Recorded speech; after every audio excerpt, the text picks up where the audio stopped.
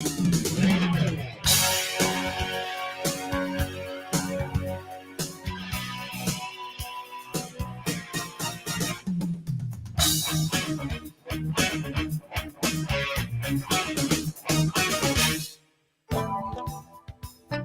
Wells Report returns in 30 seconds.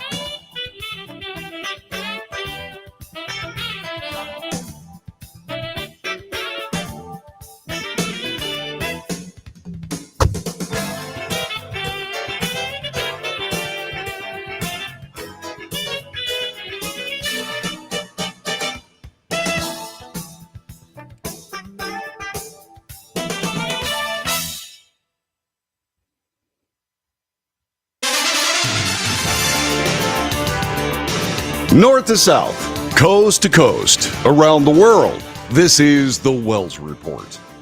Good morning, I'm John David Wells. God willing, another week of the Wells Report, Monday through Friday, 9 to 11 a.m. Central Time, here on your favorite streaming platform. What does this broadcast do? Well, we report the news, honestly and fairly. We analyze the news for fact and bias. We point out both. We do make commentary. That commentary is not news. That commentary is opinion, both yours and mine, and so we debate. News, analysis, commentary, and debate. This is the Wells Report after the Easter weekend, the most sacred day on the Christian calendar. But this year, it was somewhat different. This year, it was also a Transgender Day of Visibility as declared by the President of the United States. We spend a lot of time, as I say in my intro, analyzing news for fact and bias. And yes, we do point out both. And the Transgender Day of Visibility is an international holiday, don't ask me, or an international remembrance that, don't ask me how it's international, but it is. And it was reported in the mainly right press that President Biden had decided to recognize that on the Easter holiday, the day of Easter. Well, that's not necessarily true. This is kind of the bias aspect of this. The right-wing press failed to mention that the Transgender Day of Visibility always falls on March 31st. It just happened to coincide with Easter.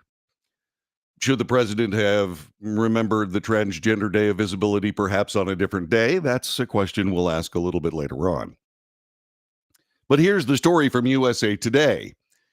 Senator Raphael Warnock, the Democrat from Georgia, blasted Representative Mike Johnson, the Republican from Louisiana, after the House Speaker criticized Joe Biden for proclaiming March 31st as the Transgender Day of Visibility, the same day that Easter falls on this year. In a tweet, Johnson said the White House has, quote, betrayed the central tenet of Easter, which is the resurrection of Jesus Christ. He went on to say banning sacred truth and tradition while at the same time proclaiming Easter Sunday as Transgender Day is outrageous and abhorrent. That's what the Speaker of the House wrote. In response, Raphael Warnock, a Baptist pastor, said on CNN's State of the Union that Johnson finds trans people abhorrent, which is a political translation of what the speaker said. He then went on to say that March 31st has been a day to lift up transgender people who endure violence and bigotry. You'll see that report coming up in just a couple of moments. Other Republicans on X, formerly Twitter, also criticized Biden for his proclamation. For instance, Representative Marjorie Taylor Greene tweeted that there is no length Biden and the Democrats won't go to mock your faith and thumb his nose at God. So what do you think about this? Was this indeed a horrible idea? Was this something that the president did to besmirch Christianity? There is reporting. It comes to us, our first report comes to us from MSNBC. Let's take a look at that as we get this story started on this Monday following the Easter weekend. President Biden is being criticized by some on the right for recognizing today as both Easter Sunday and Transgender Day of Visibility. The Trump campaign called on the White House to issue an apology. The Trump camp also criticized the Biden White House for not allowing overtly religious egg designs for the Easter art event, which Politico points out it has been that way under every president since 1976, including under Donald Trump. House Republican Speaker Mike Johnson joined in on social media, calling Biden's decision, quote, outrageous and abhorrent. Why are Republicans choosing this battle as a way to take on the president?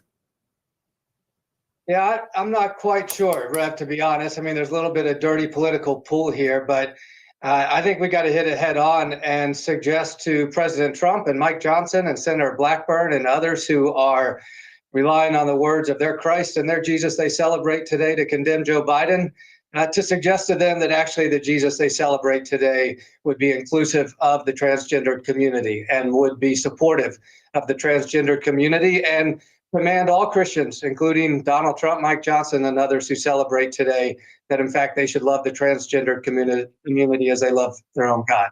I am not sure the theology upon which they rely to criticize Joe Biden. I would say politically it's stupid because among the 5 to 10% of actual persuadable voters, part of their concern about today's Republican Party is exactly this behavior. Why would you use time politically, if you are Republicans, to celebrate that you want to condemn and exclude fellow Americans, that you do not want to provide equity and equality to all people? Because that is essentially the message that was received by millions of Americans today. And I think it's wrong theologically, it's wrong morally, and it's absolutely stupid politically. A former Republican congressman saying those words today. And we spoke about Raphael Warnock. Raphael Warnock also had commentary on this from CNN. This was State of the Union that was seen over the weekend. Here is what the Democrat congressman had to say on that topic. Republicans are attacking President Biden for recognizing today as Transgender Day of Visibility. I want to be very clear. This day, this Transgender Day of Visibility, is always on March 31st, has been since 2009. This president has marked it every year since he's been in the White House. The date of Easter changes year to year. I don't need to tell you that. The House Speaker called Biden's announcement abhorrent and said he betrayed the central tenet of Easter. What do you say to that? Well, apparently the speaker finds trans people abhorrent. And I think he ought to think about that. The fact of the matter is, as you said, March 31st has been a day to lift up transgender people who endure violence and bigotry. Easter, the date changes every single day. But this is just one more instance of folks who do not know how to lead us, trying to divide us. And this is the opposite of the Christian faith. Jesus centered the marginalized, he centered the poor. And in a moment like this, we need voices, particularly voices of faith, who would use our faith not as a weapon to beat other people down, but as a bridge to bring all of us together. That is what Martin Luther King Jr. did. Yeah. And so this is now this trans movement is now being equated with the movement of racial equality from the late 50s and early 60s. Is that appropriate?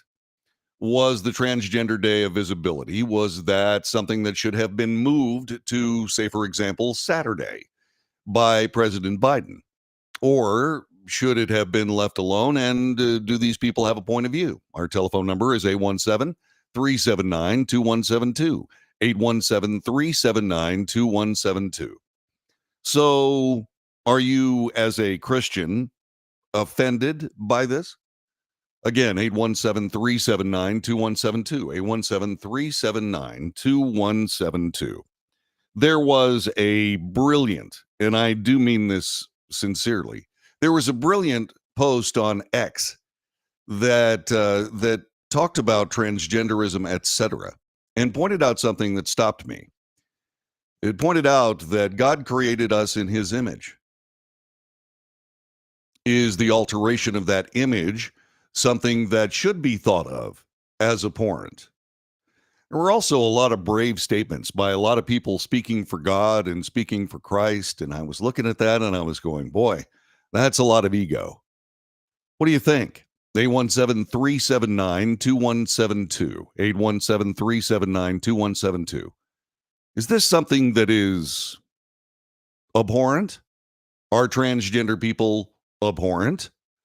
Or are they, like Christ had noted, at least in the Bible, said that everybody's everybody and we should welcome and embrace everyone?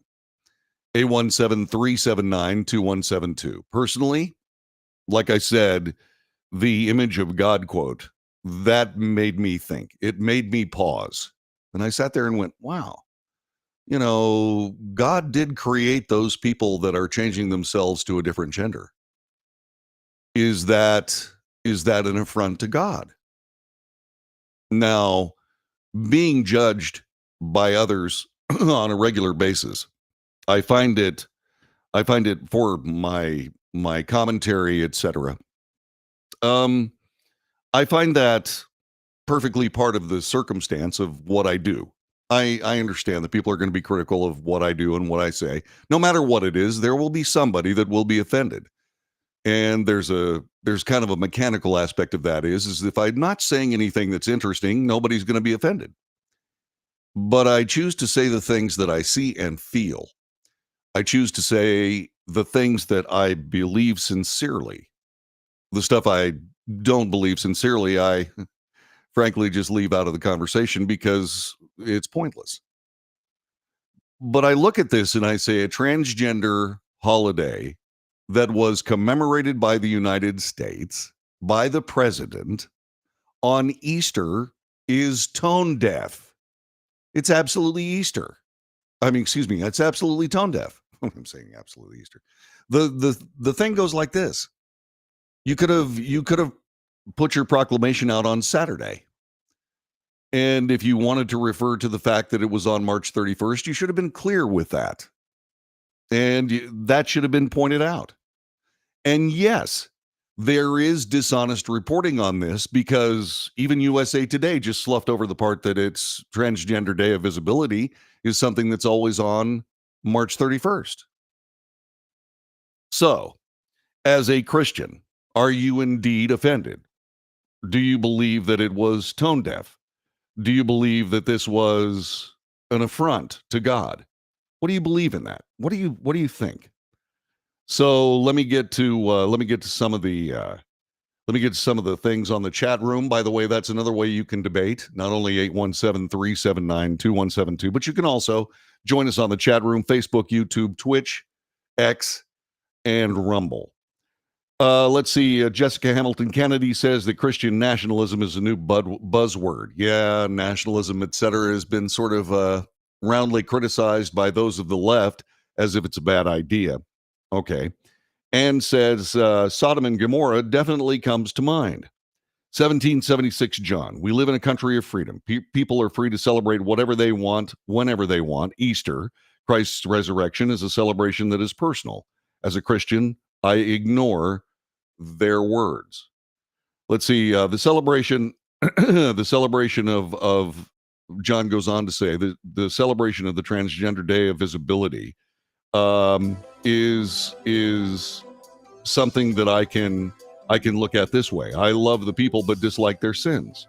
As a Christian, I will love all in God's image, but I will dislike their sins. Let's see, this was passed 3 years ago, happened to fall on Easter this year, says Jessica. JD, wholeheartedly disagree. Would you make them change their holiday for the sake of ours? We wouldn't accept it if that was reversed. That's a good point. I will address that point when we come back. This is the Wells Report. Again, our telephone number 817-379-2172. Was the Transgender Day of Visibility a slap at Christians' Easter? 817-379-2172. John makes a good point. He does. Should we change our holiday to court their favor? This is the Wells Report. Stick around. Back with more coming up in just a minute as we start this Monday, April 1st.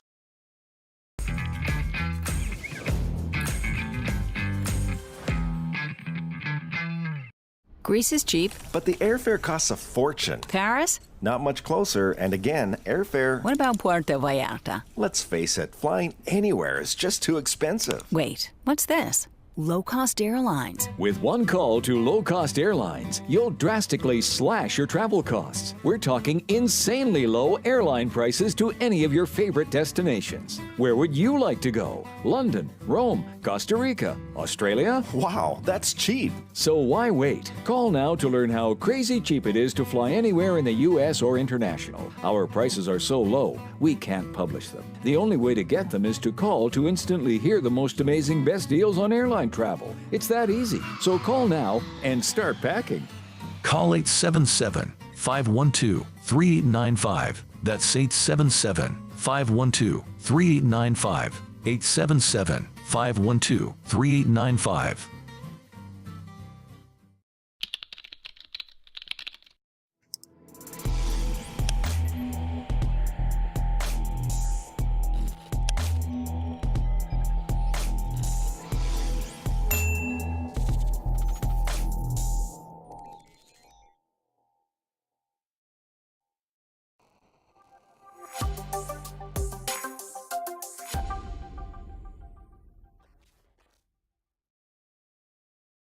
If you're living with diabetes and using insulin, you know the pain of pricking your fingers over and over again. By wearing a small device called a continuous glucose monitor, or CGM, you can reduce the pain of pricking your fingers right away. If you use insulin daily, you might be eligible to get your own continuous glucose monitor. So call the US Med Diabetic Health Hotline today and learn about the latest CGM technology. Not only can a CGM immediately reduce pain, it's accurate, easy to use, and helps you make better diabetes treatment decisions. And if you have Medicare or private insurance, you can see if you qualify for a CGM at little or no out-of-pocket cost. We'll also provide free shipping of your new CGM, and we'll bill your insurance company for you. If you use insulin daily, you might be eligible to get your own continuous glucose monitor. So call the US Med Diabetic Health Hotline to see if you qualify for a CGM at little to no out-of-pocket cost. Nobody wants to get ripped off, broken into, or robbed, but nobody wants to pay a lot of money to have their home protected either. I've got an offer to tell you about to provide home security for your home for less than $1 a day.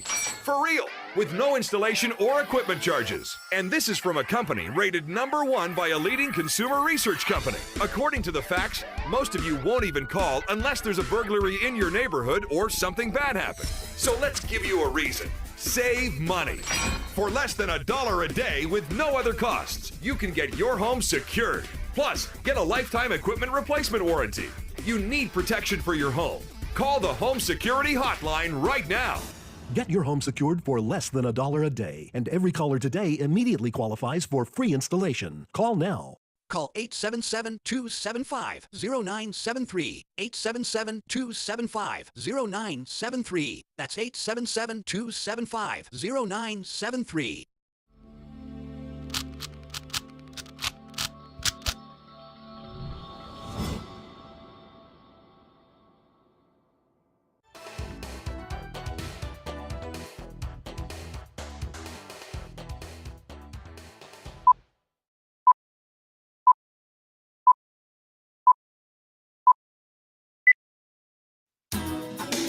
This is the Wells Report. My name is John David Wells. We're discussing the fact that the Transgender Day of Visibility fell on Easter, and many people in American politics saw fit to condemn that idea as a besmirchment of Easter. I believe it was politically tone deaf, and somebody called me on that. They said, JD, wholeheartedly disagree. Why would you make transgenders change their, quote, holiday, unquote, for the sake of ours? We wouldn't accept that if it was reversed. A couple of things to say on that. First of all, I wasn't espousing changing the Transgender Day of Visibility. I was espousing changing the day of the proclamation by the President of the United States. I believe it was politically and religiously tone deaf. I don't understand why the president would be so, shall we say, willing to pick a fight. You know, there's a graciousness that comes with political service. That graciousness, one of the main bulwarks of that graciousness is humility. And once again, political insinuation on things that are, shall we say, religious among the vast majority of Americans is, to my view, tone deaf. It's just something that is not politically astute. And as a matter of fact, the president with his approval ratings where they are, goodness, I mean, just exactly how low does he want those to go? How low does he want his approval ratings to go? I don't know. But that was picking an unnecessary fight in my view. As far as the rest of it, I look at this from a standpoint of everybody is indeed everyone. Everybody has their own proclivities. Everybody, as I say, everybody has their own funk. Everybody's got funk, right? We don't necessarily agree with everybody's funk. In other words, their own ideas about where they should land when it comes to various issues. In a nation of free speech, being able to listen to other people, or at least have the opportunity to speak of something that may not necessarily be in the mainstream, is a celebration of American freedom. And I agree with that wholeheartedly, as you might expect. But there is a willingness in this nation and elsewhere around the world, but it's less prevalent. There is a feeling that it's okay to slap around Christians. In fact, the political process of the United States sort of kind of treats Christianity as the trailer trash of America's great religions. Witness the fact that Christian kids cannot have a place to pray in school, but Muslim kids can. And so why is that the case? I have a theory. It comes down to where our rights come from. There is a separation of church and state.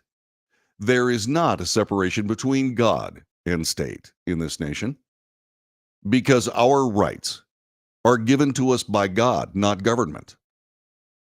There are people in American government that believe that that's a hindrance. Most famously is one of our own Supreme Court justices. Ketanji Brown Jackson says that the freedom of speech hamstrings the American government. Well, yeah, that's exactly what it's supposed to be. That's exactly what it's supposed to do. And how do you attack God-given anything? By attacking God and by attacking religion. Because the faith in our rights as given by God insulates us, or quite literally creates an unalienable, not inalienable, an unalienable sanction against the government from doing exactly that.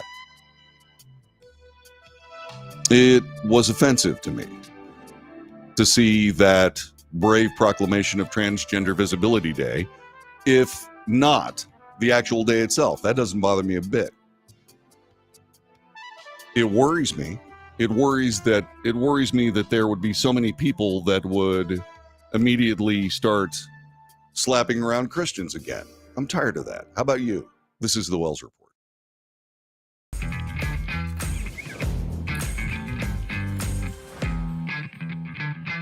Nobody wants to get ripped off, broken into, or robbed, but nobody wants to pay a lot of money to have their home protected either. I've got an offer to tell you about to provide home security for your home for less than $1 a day. For real, with no installation or equipment charges. And this is from a company rated #1 by a leading consumer research company. According to the facts, most of you won't even call unless there's a burglary in your neighborhood or something bad happened. So let's give you a reason. Save money.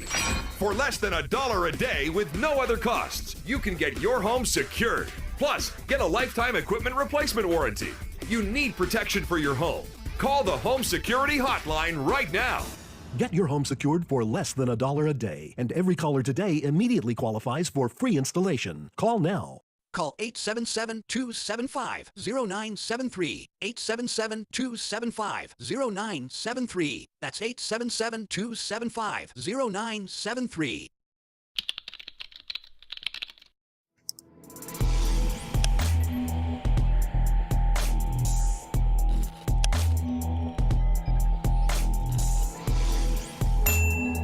If you're living with diabetes and using insulin, you know the pain of pricking your fingers over and over again. By wearing a small device called a continuous glucose monitor, or CGM, you can reduce the pain of pricking your fingers right away. If you use insulin daily, you might be eligible to get your own continuous glucose monitor. So call the US Med Diabetic Health Hotline today and learn about the latest CGM technology. Not only can a CGM immediately reduce pain, it's accurate, easy to use, and helps you make better diabetes treatment decisions. And if you have Medicare or private insurance, you can see if you qualify for a CGM at little or no out-of-pocket cost. We'll also provide free shipping of your new CGM, and we'll bill your insurance company for you. If you use insulin daily, you might be eligible to get your own continuous glucose monitor. So call the US Med Diabetic Health Hotline to see if you qualify for a CGM at little to no out-of-pocket cost.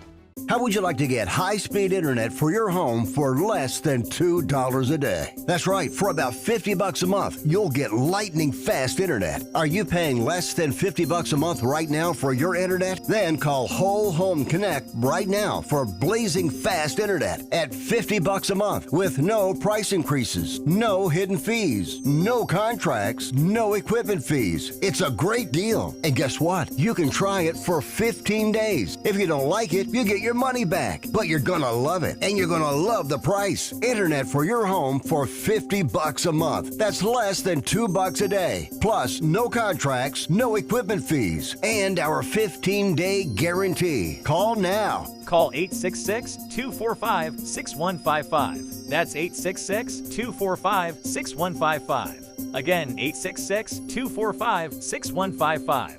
866-245-6155.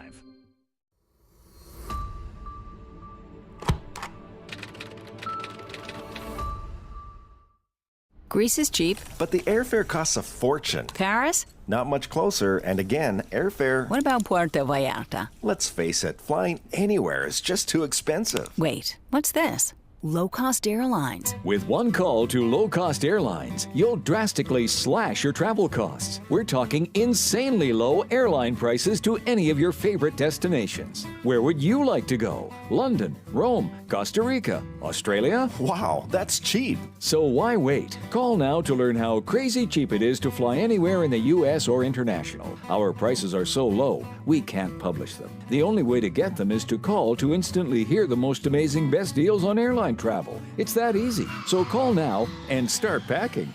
Call 877-512-3895. That's 877-512-3895.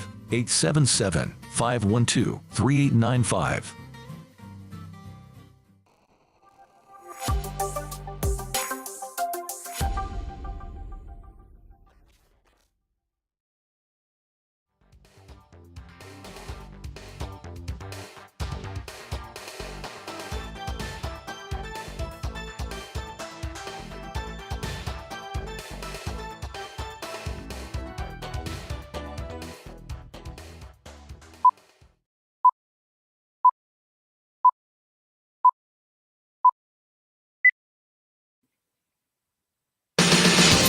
News, analysis, commentary, and debate. This is the Wells Report. Good morning. So the Transgender Day of Visibility fell on the same day as Easter. President Biden decided to make a proclamation about it and called for people to remember that when most of us, the vast majority of us in the United States being Christian, had something else on our mind. This created pretty serious consternation. It also was interesting in that the Archbishop, Roman Catholic Cardinal Wilton Gregory, took a swipe at President Biden's faith on Sunday, calling him a cafeteria Catholic. He was joined on Face the Nation by the Right Reverend Marian Edgar Budde, or B-U-D-D-E, but I don't know how that's pronounced. But what I wanted to do was play a little bit of that, and this was what I consider to be a very serious thing that was done by the Archbishop.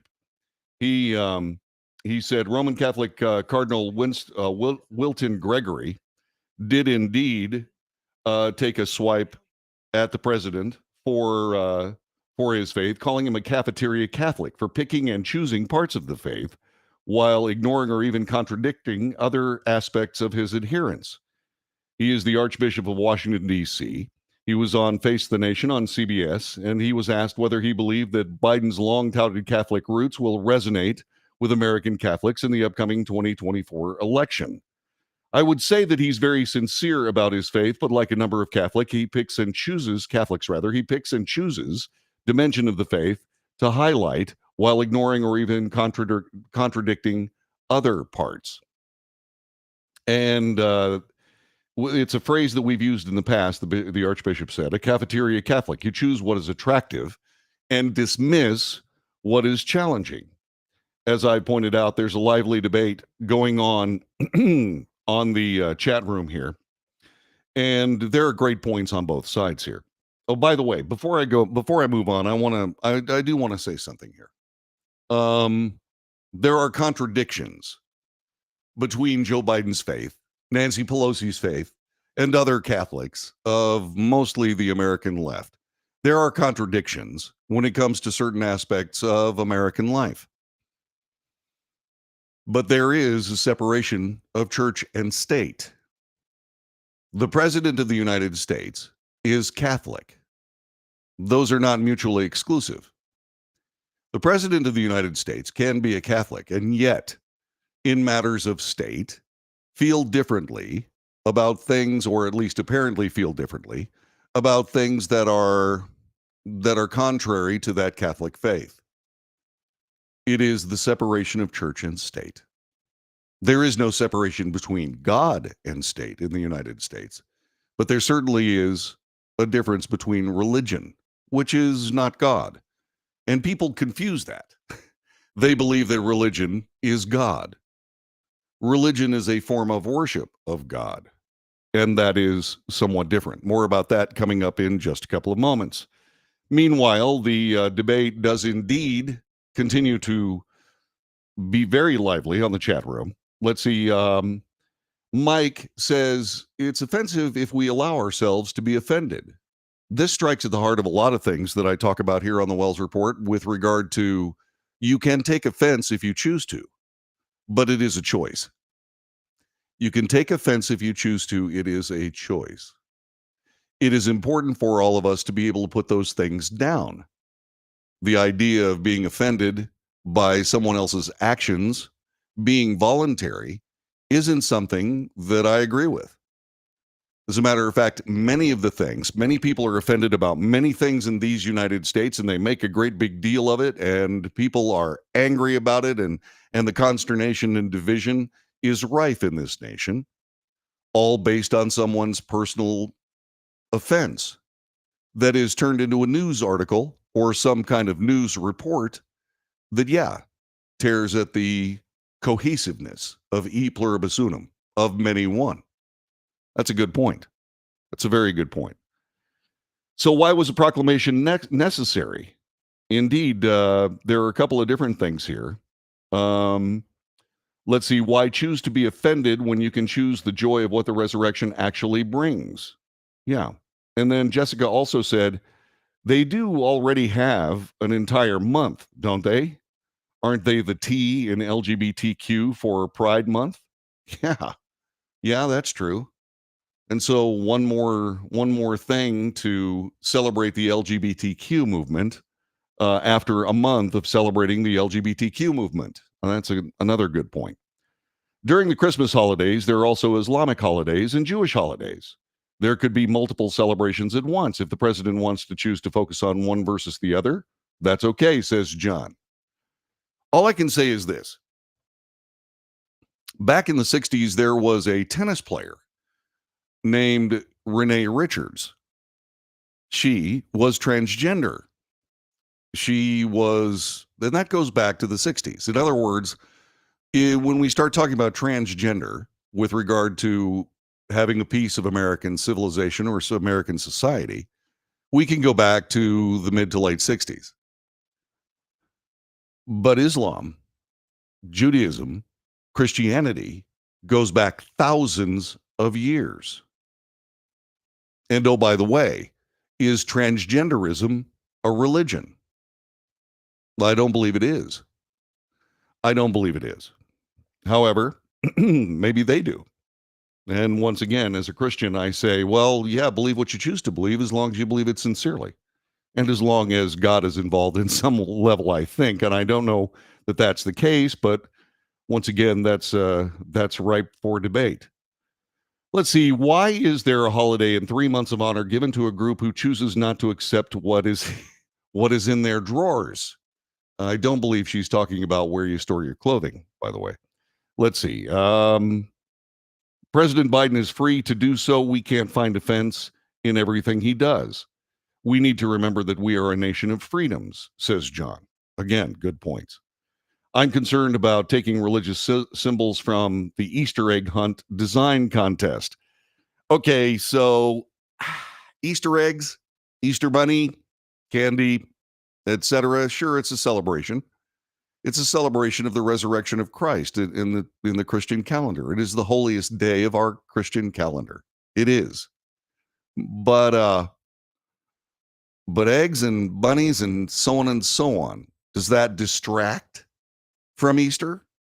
I believe it does to a great degree. Very much like, say, for example, I don't know, present giving on Christmas. You know, it turns out to be a great day of gift giving and so on and so on. And is that still why we do that? Well, the wise men brought gifts. Okay, that's fine. I understand that. They followed a star. I understand that too.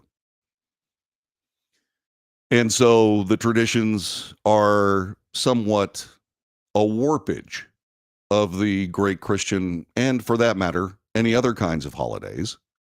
I mean, over the years, Hanukkah has turned into a Judeo-Christian or Judeo-Christmas, in that there are a lot of of traditions that are typically reserved for the day of Christmas that are indeed borrowed by people celebrating Hanukkah.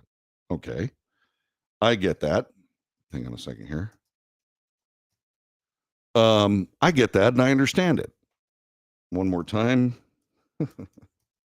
This is fun. Hang on just a second here, as I'm distracted by something that happened moments ago. I was talking a little bit about the Archbishop of Washington. And what I want to do is I want to bring that report to you. This was, again, on Face the Nation on CBS, and it's not going to work again. Oh, great. Okay. So let's keep going on the debate on the chat room as we continue to work our way through this broadcast. Let's see. Personally, I'm more offended by the guy who drove a trailer of Bibles and burned them on the church that was burned on Easter. Yeah, we're going to get to that story a little bit later on here on the Wells Report. If you want to split hairs, Easter is actually in honor of the goddess Ishtar, not Christ. Christ's resurrection actually coincides with Passover on the Jewish calendar. And then Jessica goes on to say, bunnies, chicks, and eggs have nothing to do with Jesus. Yeah, well, I understand that too. I've always been a little bit perplexed by that, actually. Telephone number is 817-379-2172. All kinds of really great points here. Politically tone deaf. Also, politically and societally, slapping around Christians is tiresome to me. I'm having trouble with it. I'm tired of, like I said just moments ago, I'm tired of the Christian faith being treated like the trailer trash of the world's great religions. That does annoy me. It annoys me tremendously, in fact, because there's nothing wrong with Christianity, nothing wrong with it whatsoever that would cause such scurrilous attack. And I have to be perfectly honest with you. Other great religions don't tolerate it. Why do Christians do that? Well, the reason is pretty straightforward. It's a part of our faith. It's a part of our faith to allow others to live their lives. Although that gets blurred as well by people who are seeking to make political hay out of the ideas of Christianity, etc. And yeah, that kind of annoys me. That is something that as I said, I believe is a situation whereby we allow things that shouldn't be allowed. For the third time, I'm going to try to bring this Face the Nation report with the Archbishop of D.C. Do you get a sense that his regular attendance and adherence to the faith resonates with American Catholics? I would say that he's very sincere about his faith, but like a number of Catholics, he picks and chooses dimensions of the faith to highlight while ignoring or even contradicting other parts. There is a phrase that we have used in the past, a cafeteria Catholic. You choose that which is attractive and dismiss that which is challenging. Or, as Thomas Aquinas would say, you allow your conscience to guide you. Is there something on the menu he's not ordering, in your view? Well, so to speak? I would say there are things, especially in terms of the life issues, there are things that he chooses to ignore, or he uses the current situation as a political pawn. Yeah, and that's another very good point by the Archbishop.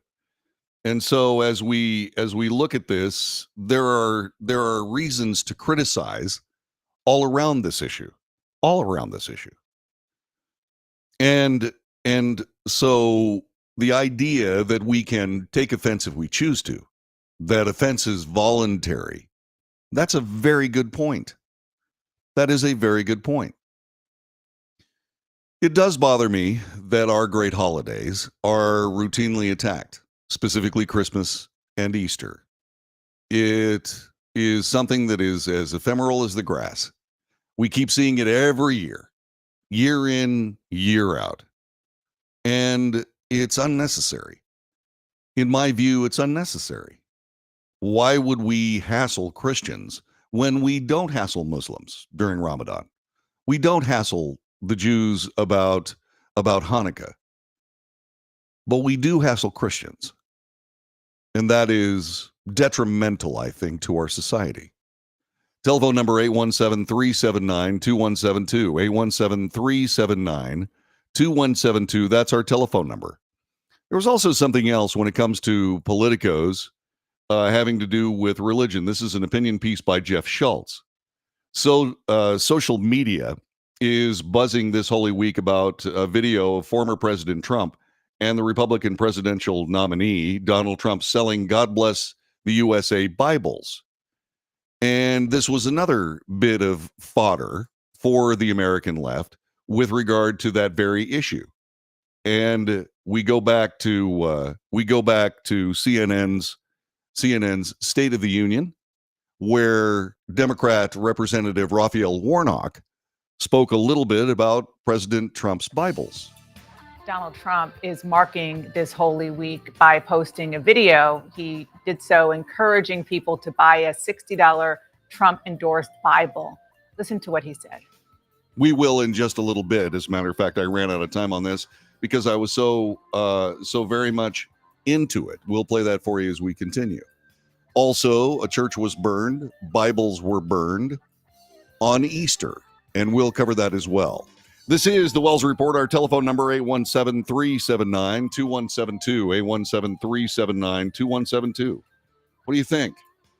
What do you think about this? Is the Christian religion being slapped around for political effect? I would say yes. Is it being used for political effect by others? I would also say yes. And we'll have more about that coming up in just a couple of moments as we continue on the Wells Report.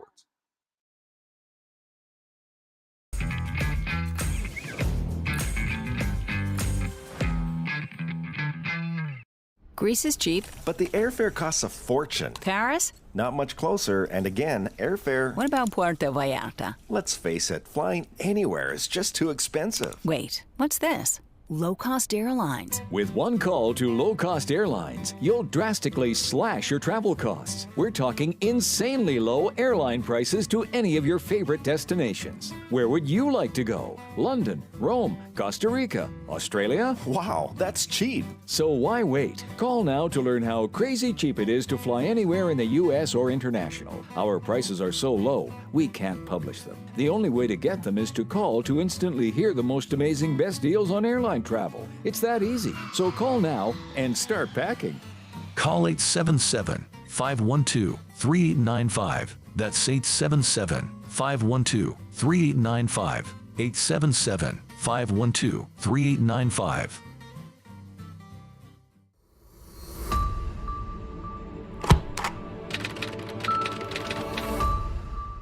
How would you like to get high-speed internet for your home for less than $2 a day? That's right, for about $50 a month, you'll get lightning fast internet. Are you paying less than $50 a month right now for your internet? Then call Whole Home Connect right now for blazing fast internet at $50 a month with no price increases, no hidden fees, no contracts, no equipment fees. It's a great deal. And guess what? You can try it for 15 days. If you don't like it, you get your money back, but you're gonna love it, and you're gonna love the price. Internet for your home for $50 a month. That's less than $2 a day. Plus, no contracts, no equipment fees, and our 15-day guarantee. Call now. Call 866-245-6155. That's 866-245-6155. Again, 866-245-6155. 866-245-6155.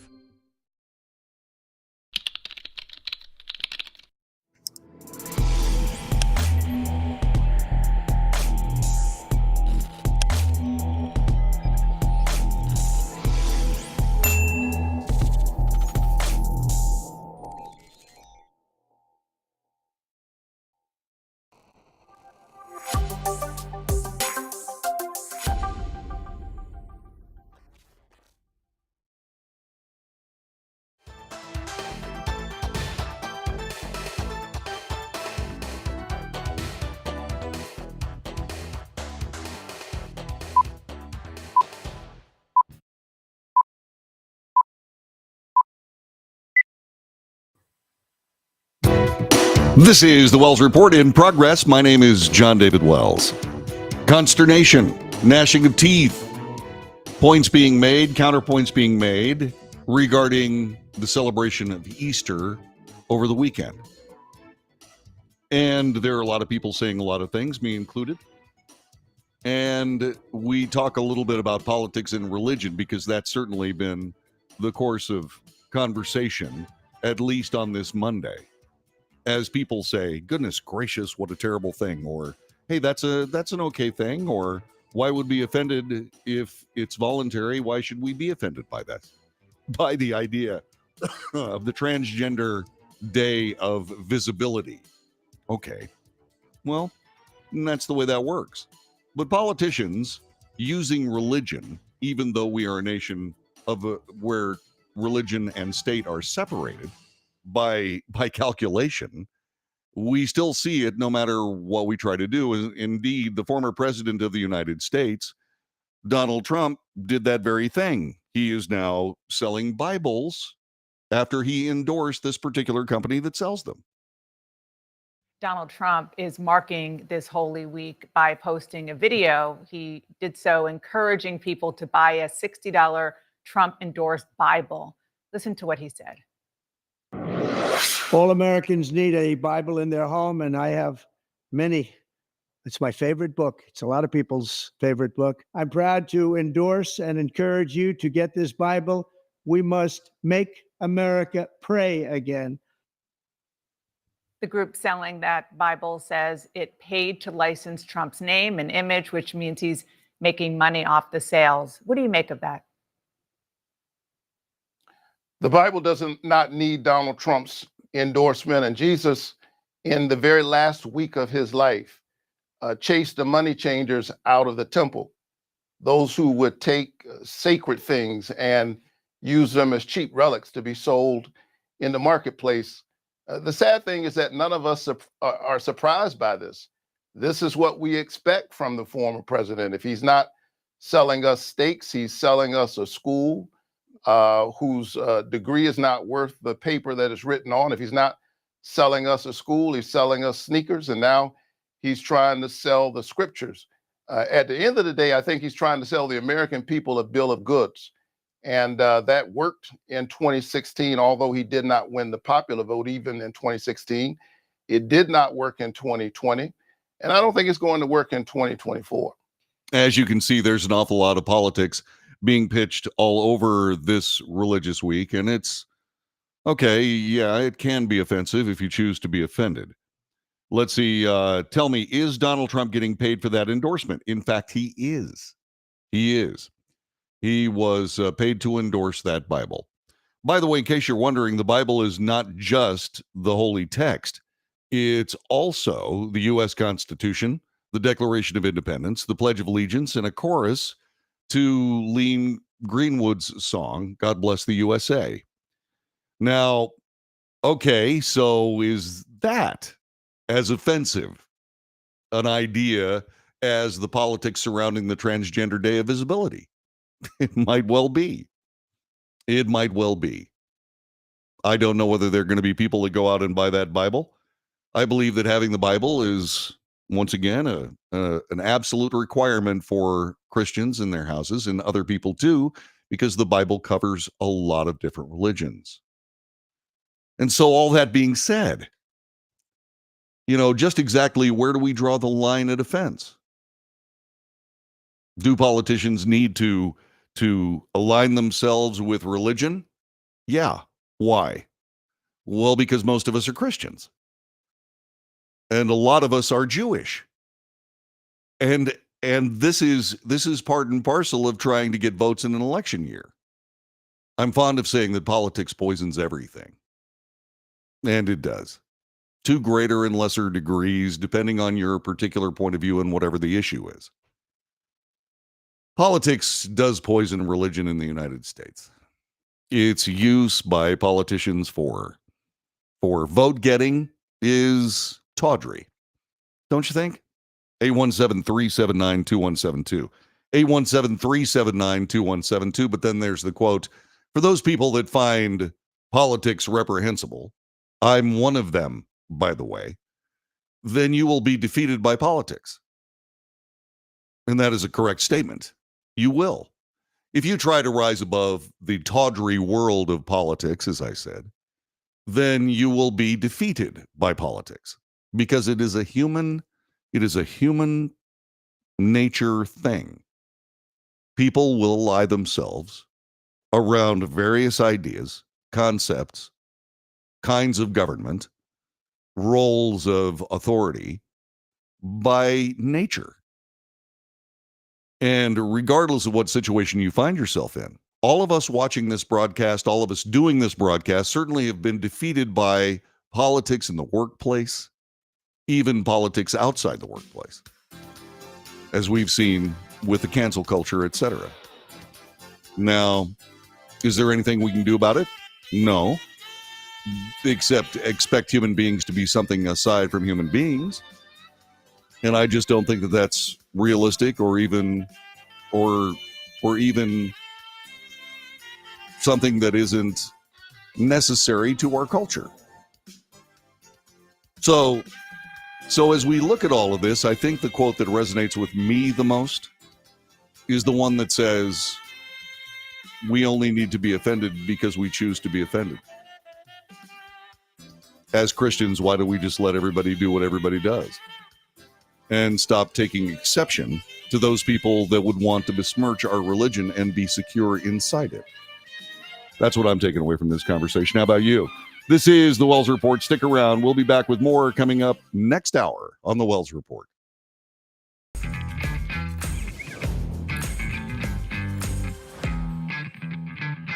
How How would you like to get high-speed internet for your home for less than $2 a day? That's right, for about $50 a month, you'll get lightning fast internet. Are you paying less than $50 a month right now for your internet? Then call Whole Home Connect right now for blazing fast internet at $50 a month with no price increases, no hidden fees, no contracts, no equipment fees. It's a great deal. And guess what? You can try it for 15 days. If you don't like it, you get your money back. But you're gonna love it, and you're gonna love the price. Internet for your home for $50 a month. That's less than $2 a day. Plus, no contracts, no equipment fees, and our 15-day guarantee. Call now. Call 866-245-6155. That's 866-245-6155. Again, 866-245-6155. 866-245-6155.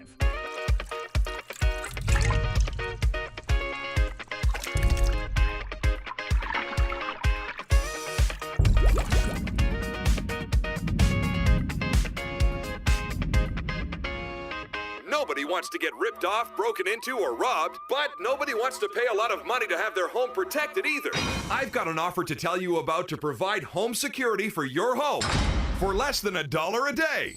For real, with no installation or equipment charges. And this is from a company rated #1 by a leading consumer research company. According to the facts, most of you won't even call unless there's a burglary in your neighborhood or something bad happened. So let's give you a reason. Save money.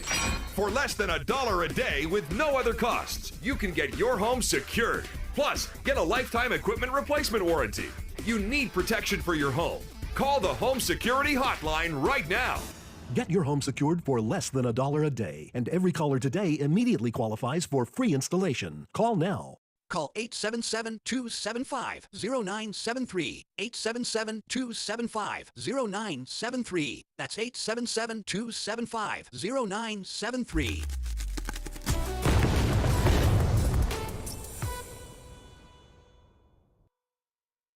Hey, thanks for joining us this morning for the Wells Report, and make sure you share us with all your friends on Facebook, YouTube, Twitter, Twitch, Rumble, Patreon, and don't forget to check out our Substack column, which will be coming up a little bit later on this afternoon.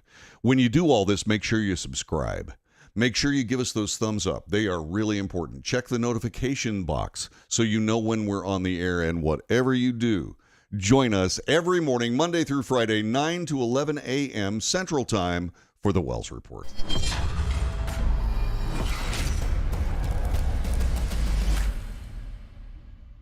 Greece is cheap. But the airfare costs a fortune. Paris? Not much closer, and again, airfare... What about Puerto Vallarta? Let's face it, flying anywhere is just too expensive. Wait, what's this? Low-cost airlines. With one call to low-cost airlines, you'll drastically slash your travel costs. We're talking insanely low airline prices to any of your favorite destinations. Where would you like to go? London, Rome, Costa Rica, Australia? Wow, that's cheap. So why wait? Call now to learn how crazy cheap it is to fly anywhere in the U.S. or international. Our prices are so low, we can't publish them. The only way to get them is to call to instantly hear the most amazing best deals on airline travel. It's that easy. So call now and start packing. Call 877-512-3895. That's 877-512-3895. 877-512-3895.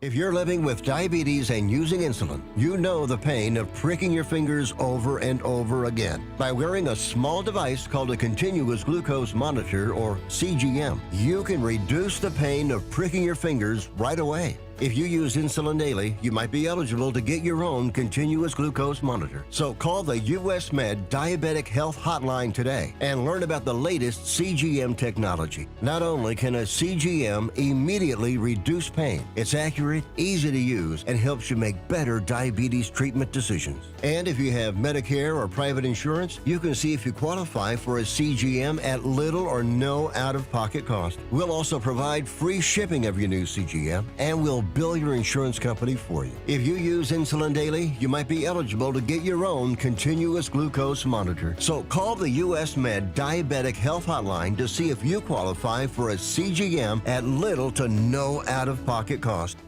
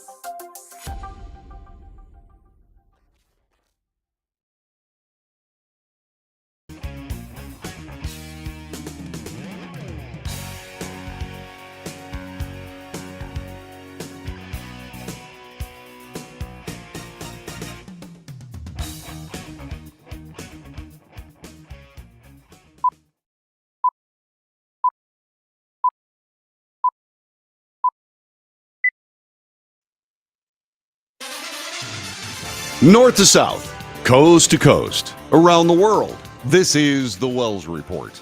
I'm John David Wells. On this broadcast, we report the news honestly and fairly.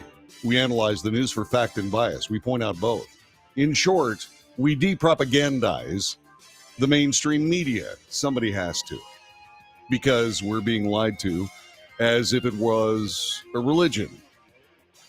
Let's put it that way. We also make commentary. Commentary is not news. Commentary is opinion. And so we debate. News, analysis, commentary, and debate. This is the Wells Report. There was a fire over the Easter weekend. As reported by the New York Post, at least 5 people, including 3 firefighters, were injured when flames broke out at a Brooklyn church, where around 170 worshipers were gathered for Easter service. This according to the Fire Department of New York. The 5-alarm blaze was reported just before 2 p.m. at Our Lady of Rosary, Pompey Church in East Williamsburg, where about 44 fire companies rushed to put out the flames. This according to Fire Department sources. CBS News covered that story, and so we'll bring that report to you here on the Wells Report. This tells the story of a church that's very, very important to its parishioners. Let's take a look. For parishioners of Our Lady of the Rosary Pompeii, a part of their beloved church burnt out was a sight difficult to watch. That's a shame. I don't know how it happened, especially on Easter Sunday. That's after a fire started during an afternoon Easter Mass. That's why I see the smoke.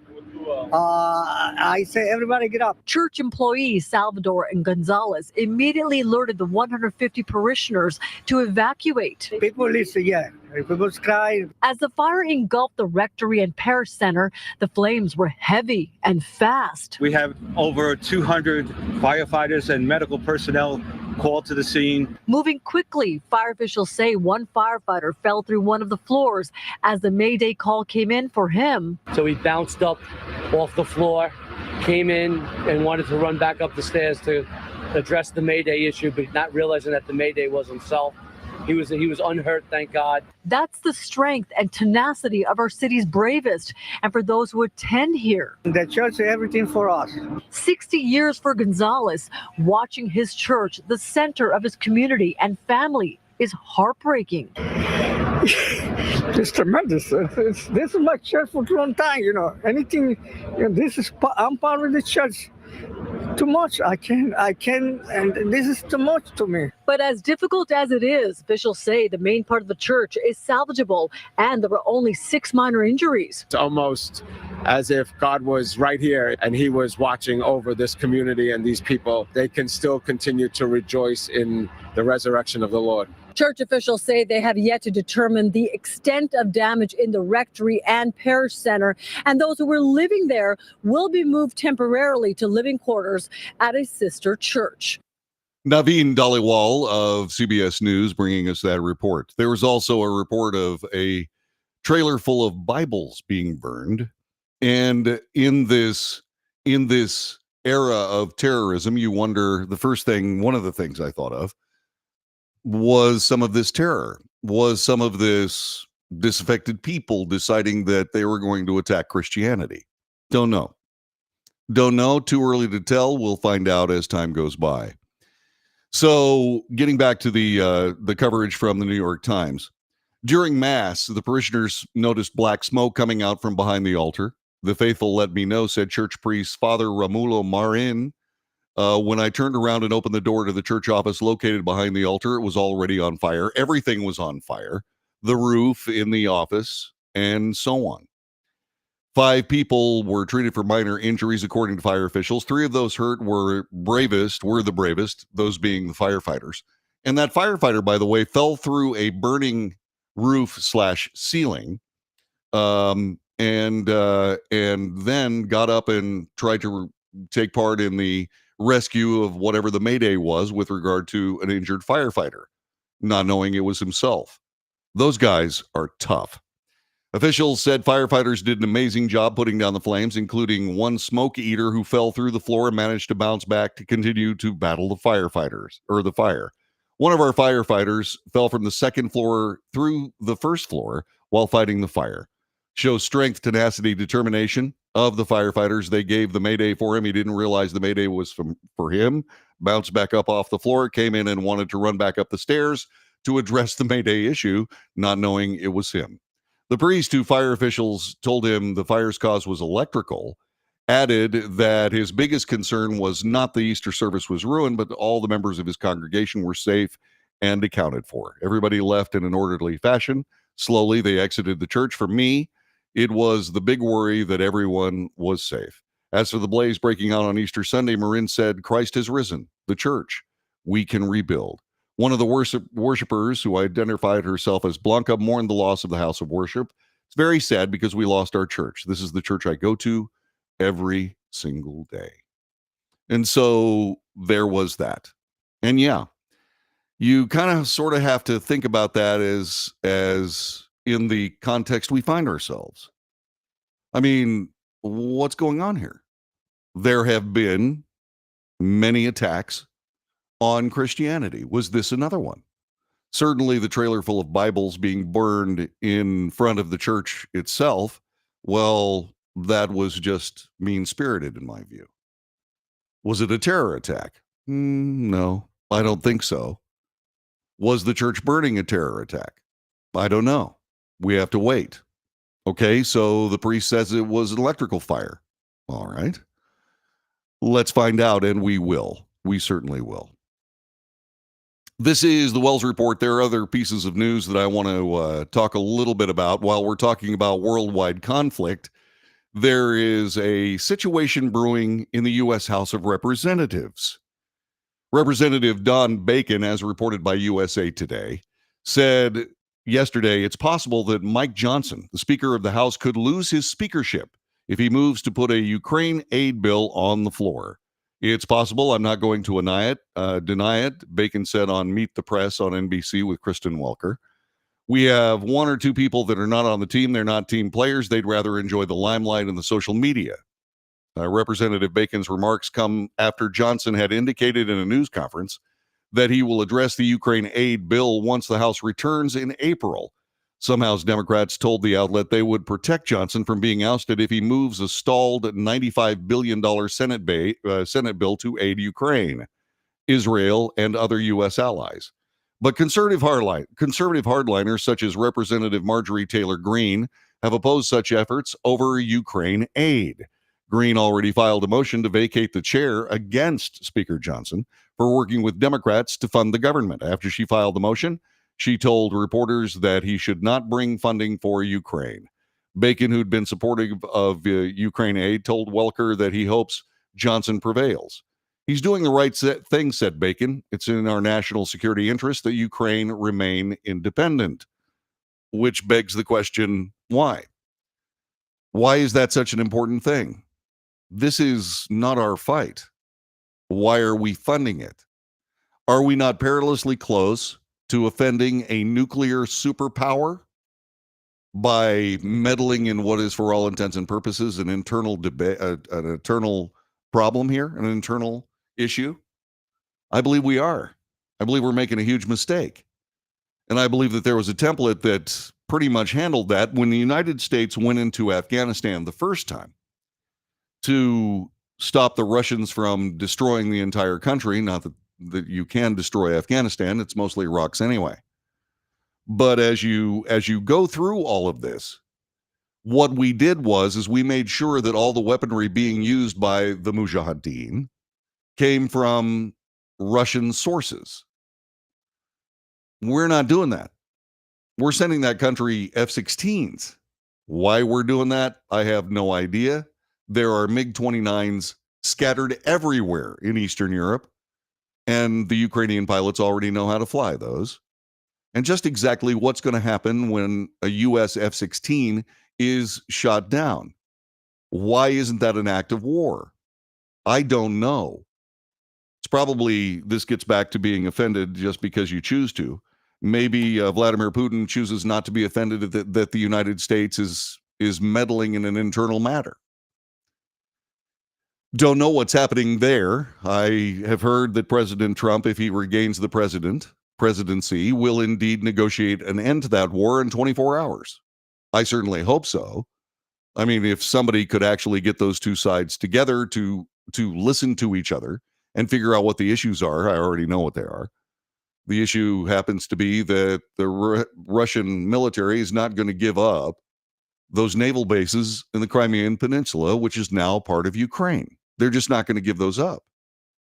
And Ukraine and Russia needs to come up with a deal that allows access to those naval bases. I've said that time after time on this broadcast. There is a solution to this war. And it is very sad, and it is very terrible, but I'm not exactly sure that the United States needs to be a participant in a kinetic war at any level. What are we doing? What are we doing? Where's all this Ukraine aid going? Is it going to weaponry or is it going to government officials? In point of fact, we know that both of those things are happening. Are we propping up the Ukrainian government so it doesn't collapse? Yes. Is that our job? What about our economy? This nation is $34 trillion in debt. And we're sending money out to uphold somebody else's economy? I suggest what we do is we spend a little bit of time getting back to our own knitting.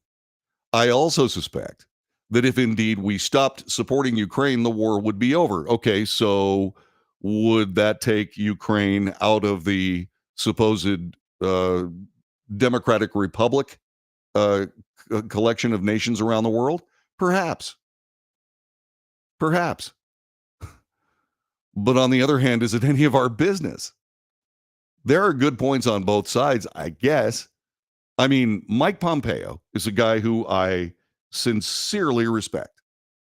I hope that if indeed President Trump is the nominee, which it apparently looks like it's going to be, for the Republican Party, I certainly hope he picks Mike Pompeo as his vice president. Mike Pompeo is a graduate of West Point. He's a former CIA director. He's a former Secretary of State. He knows more about the world than any other American walking this earth.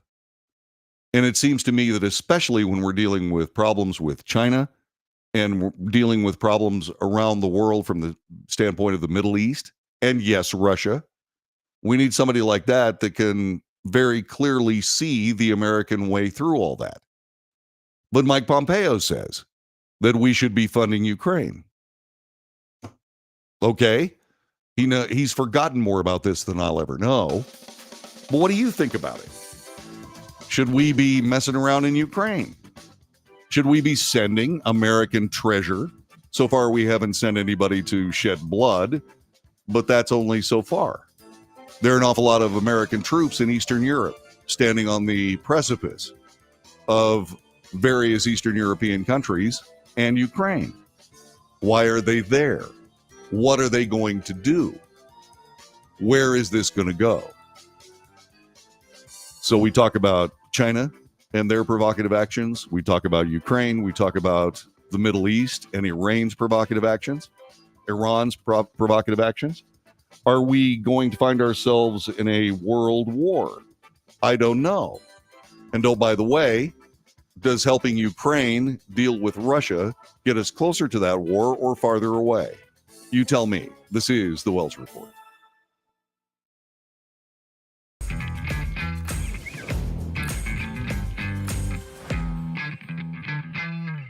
Greece is cheap. But the airfare costs a fortune. Paris? Not much closer, and again, airfare... What about Puerto Vallarta? Let's face it, flying anywhere is just too expensive. Wait, what's this? Low-cost airlines. With one call to low-cost airlines, you'll drastically slash your travel costs. We're talking insanely low airline prices to any of your favorite destinations. Where would you like to go? London, Rome, Costa Rica, Australia? Wow, that's cheap. So why wait? Call now to learn how crazy cheap it is to fly anywhere in the U.S. or international. Our prices are so low, we can't publish them. The only way to get them is to call to instantly hear the most amazing best deals on airline travel. It's that easy. So call now and start packing. Call 877-512-3895. That's 877-512-3895. 877-512-3895.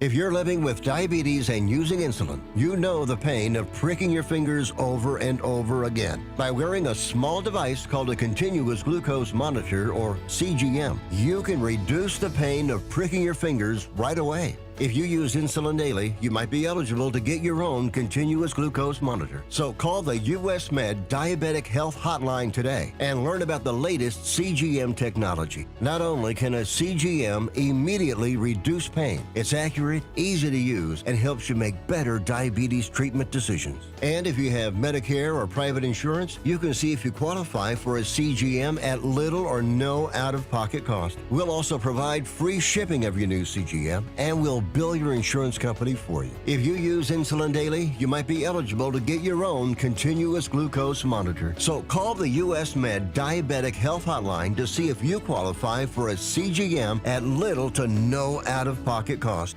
Nobody wants to get ripped off, broken into, or robbed, but nobody wants to pay a lot of money to have their home protected either. I've got an offer to tell you about to provide home security for your home for less than $1 a day. For real, with no installation or equipment charges. And this is from a company rated #1 by a leading consumer research company. According to the facts, most of you won't even call unless there's a burglary in your neighborhood or something bad happened. So let's give you a reason. Save money. For less than $1 a day with no other costs, you can get your home secured. Plus, get a lifetime equipment replacement warranty. You need protection for your home. Call the Home Security Hotline right now. Get your home secured for less than $1 a day, and every caller today immediately qualifies for free installation. Call now. Call 877-275-0973. 877-275-0973. That's 877-275-0973.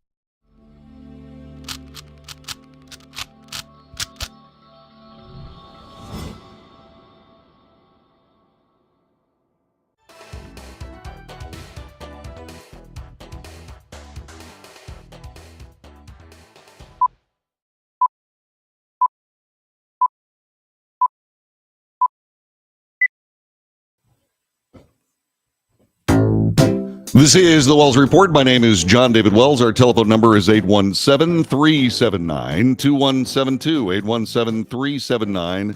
817-379-2172. It's coming. It'll be here in about a week.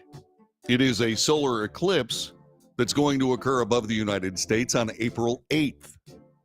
Maybe. Most Americans will be able to see it in some form, but the distance between your location and the path of totality will determine how much of the sun will be covered by the moon. Lots of places in the U.S., Rochester, New York, Cleveland, and yes, Austin, Texas, will be in the path of totality. where the sun is completely obscured. Other locations will see a partial eclipse. USA Today has something you should go see. You should go to USA Today and look this up. They have one of those cool little things that will let you know just exactly how much of the solar eclipse you're going to see. You just put your zip code in and you'll be able to see it. It's amazing and it's wonderful and it's a good thing. However, there is, as I keep saying, politics poisons everything. And indeed, politics is stepping into the solar eclipse. Why? Because April 8th is also Step Into Spotlight Day. Step Into the Spotlight Day is celebrated every year on April 8th. It commemorates the publication of the book Step Into the Spotlight, A Guide to Getting Attention, which was first published in 2008. It's sponsored by the author of the book, Tsufti, Tsufti. It encourages people to sharpen their skills, join the limelight, and grow their businesses. A day to improve oneself, to be better at their business, and find new innovative ways to market that business to the world and garner attention. Speaking of garnering attention, this garnered the attention of the White House. And yes, indeed, Joe Biden, through the auspices of KJP, Karine Jean-Pierre, has made it abundantly clear that the president believes that this is an essential and necessary remembrance for the people of the United States. And for that reason, the president has seen fit to reschedule the solar eclipse from April 8th to April 10th. And so all of us who are sitting here looking at what happened over Easter with the Transgender Day of Visibility, we're wondering, okay, if you can do that for the solar eclipse, Mr. President, why wouldn't you do that for the Transgender Day of Visibility? I mean, where is all that? I mean, just exactly what's going on in the thought process of the White House when they are perfectly willing to move the solar eclipse back 2 days, but unwilling to remove or to move the Transgender Day of Visibility equally 2 days one way or the other. Although you can't move it 2 days ahead because that would have it on Good Friday, the Transgender Day of Visibility. So it would have to be a couple of days later. And why the President of the United States would see fit to move the solar eclipse for political reasons only, based on his cockamamie idea of saying that Step Into the Spotlight Day is more important than one of the universe's greatest shows, a solar eclipse, is beyond me. And I got to be perfectly honest with you. I talked about the tone deafness of the Transgender Day of Visibility being proclaimed by Joe Biden on Easter. Unwilling to move that proclamation a couple of days, but yet he's willing to move the solar eclipse a couple of days simply for tawdry politics. It's disgusting. Absolutely ridiculous. And I have no idea, again, what is the thought process? What are these people doing? Why are they trying to alter the universe for the sake of politics? That kind of stuff is disastrous. It's absolutely disastrous. Politics before everything, including celestial mechanics. Good God in heaven. How did we get to this place in these United States? How did we do that? I have no idea. All I can say is I hope that the White House thinks better of this thing. They've got some time to do it. Leave the solar eclipse where it is, Mr. President. Don't change it for tawdry politics. It's ridiculous. This is the Wells Report. Back with more coming up in just a couple of moments as we keep things going on this Monday. Back in a second.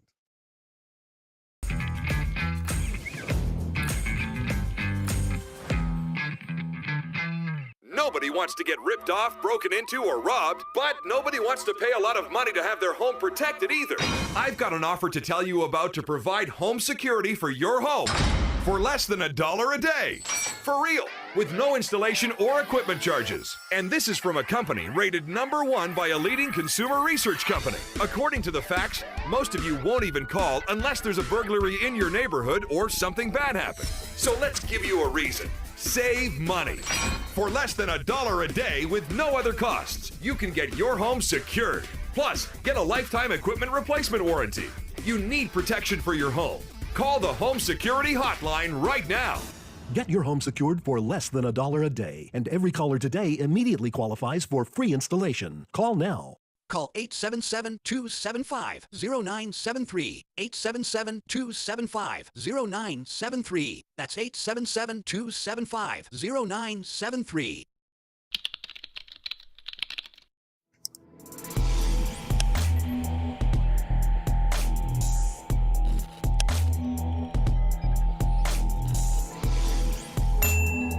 If you're living with diabetes and using insulin, you know the pain of pricking your fingers over and over again. By wearing a small device called a continuous glucose monitor, or CGM, you can reduce the pain of pricking your fingers right away. If you use insulin daily, you might be eligible to get your own continuous glucose monitor. So call the US Med Diabetic Health Hotline today and learn about the latest CGM technology. Not only can a CGM immediately reduce pain, it's accurate, easy to use, and helps you make better diabetes treatment decisions. And if you have Medicare or private insurance, you can see if you qualify for a CGM at little or no out-of-pocket cost. We'll also provide free shipping of your new CGM, and we'll bill your insurance company for you. If you use insulin daily, you might be eligible to get your own continuous glucose monitor. So call the US Med Diabetic Health Hotline to see if you qualify for a CGM at little to no out-of-pocket cost. How would you like to get high-speed internet for your home for less than $2 a day? That's right, for about $50 a month, you'll get lightning fast internet. Are you paying less than $50 a month right now for your internet? Then call Whole Home Connect right now for blazing fast internet at $50 a month with no price increases, no hidden fees, no contracts, no equipment fees. It's a great deal. And guess what? You can try it for 15 days. If you don't like it, you get your money back, but you're gonna love it, and you're gonna love the price. Internet for your home for $50 a month. That's less than $2 a day. Plus, no contracts, no equipment fees, and our 15-day guarantee. Call now. Call 866-245-6155. That's 866-245-6155. Again, 866-245-6155. 866-245-6155.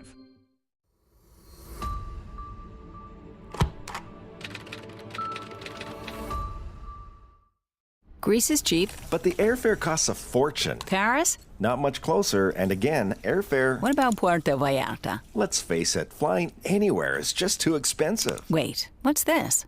Low-cost airlines. With one call to low-cost airlines, you'll drastically slash your travel costs. We're talking insanely low airline prices to any of your favorite destinations. Where would you like to go? London, Rome, Costa Rica, Australia? Wow, that's cheap. So why wait? Call now to learn how crazy cheap it is to fly anywhere in the U.S. or international. Our prices are so low, we can't publish them. The only way to get them is to call to instantly hear the most amazing best deals on airline travel. It's that easy. So call now and start packing. Call 877-512-3895. That's 877-512-3895. 877-512-3895.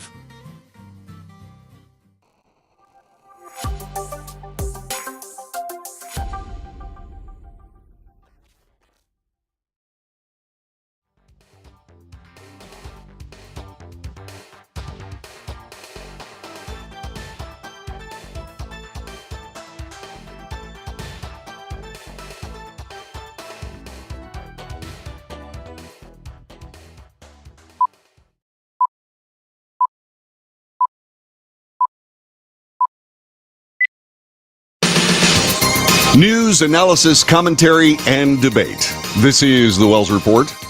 Good morning. I'm John David Wells. Our telephone number is 817-379-2172.